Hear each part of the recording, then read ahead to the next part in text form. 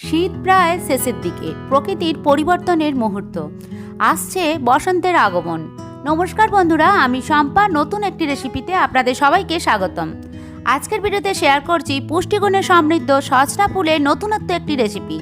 এই সময় সজনা ফুল খাওয়াও যেমন উপকার, খেতেও কিন্তু দারুণ লাগে। আর কয়েকটা উপকরণ দিয়ে সহজেই চটপট বানিয়ে নেওয়া যায়। এর আগেও বন্ধুরা আমি সজনা ফুলের বিভিন্ন রেসিপি শেয়ার করেছিলাম, আপনারা চাইলে দেখে নিতে পারেন, তার লিঙ্ক ডেসক্রিপশন বক্সে দেওয়া থাকবে। তবে আজকের রেসিপিটা ভীষণই সহজ এবং সুন্দর। আর বন্ধুরা, রেসিপি ভালো লেগে থাকলে ভিডিওটা একটা লাইক করে চ্যানেলটি সাবস্ক্রাইব করে পাশের নোটিফিকেশন বেলটি ক্লিক করতে ভুলবেন না যেন। তাহলে বন্ধুরা চলুন এবার সজনা ফুলের রেসিপিটা কীভাবে বানানো যায় দেখে নেওয়া যাক। সজনা ফুলের এই রেসিপিটা বানানোর জন্য প্রথমেই দেখুন বেশ কিছুটা আমি একদম তাজা টাটকা সজনা ফুল নিয়েছি, বাজার থেকে কিনেই এনেছি। তো ফুলগুলোকে বেছে নিচ্ছি আর এই কাঠিগুলোকে আমি সরিয়ে দিচ্ছি, মানে শুধুমাত্র ফুলগুলোই নেবো। আর একদম দেখুন ফুলগুলো একটা টাটকা তাজা হচ্ছে একদম, আর ভীষণই সুন্দর একটা গন্ধ বেরোচ্ছে। সজনা ফুলের তো নিজস্ব একটা গন্ধ থাকে, তাই না? আর এর মধ্যে কয়েকটা কুঁড়িও আছে বন্ধুরা, দেখুন। তবে কুঁড়িগুলো দিলে কোনো অসুবিধা হবে না, তাই ফুল আর কুঁড়িগুলোকেই আমি বেছে এগুলোকে আলাদা করে নিচ্ছি। তো ফুলগুলো দেখুন বাছা হয়ে গেছে। এবার আমি নুন জলের মধ্যে এটাকে 10 থেকে 15 মিনিট পর্যন্ত ভিজিয়ে রেখে দেবো, তাতে পোকামাকড় যা থাকে সেগুলো কিন্তু বেরিয়েও যাবে। অনেকে সজনা ফুল ভাপিয়ে করেন, কিন্তু ভাপিয়ে করলে সজনা ফুলের গুণাগুণটাও কিন্তু নষ্ট হয়ে যায়, তাই না? তাই আমি কিন্তু সজনা ফুল ভাপাই না, আমি একটু নুন জলে ডুবিয়ে জলটাকে ছেঁকে ফুলগুলোকে শুধুমাত্র তুলে নেবো।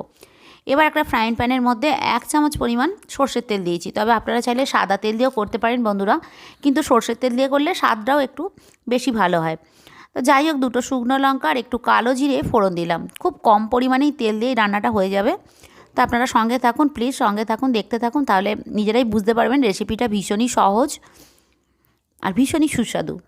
আর এখানে 2 চামচ পরিমাণ নারকেল বাটা দিলাম। নারকেলটাকে কুড়িয়ে একটু মিক্সিতে হালকা করে ঘুরিয়ে নিয়েছি, যাতে দানা দানা না থাকে।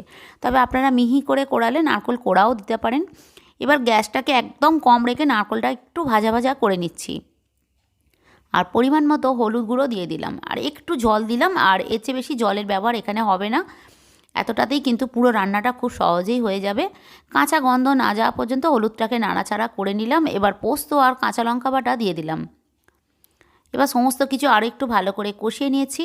এবার স্বাদ মতো নুন দিয়ে দিলাম। ভীষণই ভালো লাগে খেতে বন্ধুরা, সজনা ফুল তো খাওয়া সকলেরই উপকার, সেটা কম বেশি আমরা সকলেই জানি। আর সজনা ফুলের গুণাগুণ বললে শেষ করাই যাবে না, তাই না? তো সমস্ত কিছু নাড়াচাড়া করে নিয়েছি। এবার সামান্য একটু চিনি দিলাম স্বাদ ব্যালেন্সের জন্য, তো এটা আপনারা না চাইলে নাও দিতে পারেন। এর আগেও বন্ধুরা আমি সজনা ফুলের বিভিন্ন রেসিপি আমার চ্যানেলে আমি শেয়ার করেছিলাম, তবে আপনারা চাইলে দেখে নিতে পারেন, তার লিঙ্ক ডেসক্রিপশান বক্সে দেওয়া থাকবে। এবার এখানে সর্ষে বাটা দিলাম, সর্ষেটা খুব কম পরিমাণেই দিয়েছি, পাতলা করেই বেটেছিলাম। সমস্ত আরও কিছু একটু নাড়াচাড়া করে নিচ্ছি। এবার ওই জল ঝরানো সজনা ফুলটা দিয়ে দিলাম, নুন জলে ডোবানো ছিল যেটা, সেটাই আর কি। এবার সমস্ত কিছু ভালো করে আর একটু নাড়াচাড়া করে মিক্স করে দিলাম। এবার এটাকে ঢেকে রাখবো 3 থেকে 4 মিনিট পর্যন্ত, গ্যাসটাকে মিডিয়ামে করে ঢেকে রাখবো, তাতে ফুলগুলো বেশ নরম হয়ে যাবে। এবার 3-4 মিনিট পর আমি আপনাদের দেখাচ্ছি। আর এটা একদম শুকনো শুকনো মাখো মাখোই হবে, তবেই কিন্তু শুকনো ভাতে খেতে বেশি ভালো লাগবে। আর আপনি যদি চ্যানেলটি এখনও সাবস্ক্রাইব না করে থাকেন, তাহলে প্লিজ বন্ধুরা চ্যানেলটি সাবস্ক্রাইব করে পাশের নোটিফিকেশান বেলটি ক্লিক করতে ভুলবেন না যেন। এটাকে নাড়াচাড়া করে ভালো করে শুকনো শুকনো করে নেবো।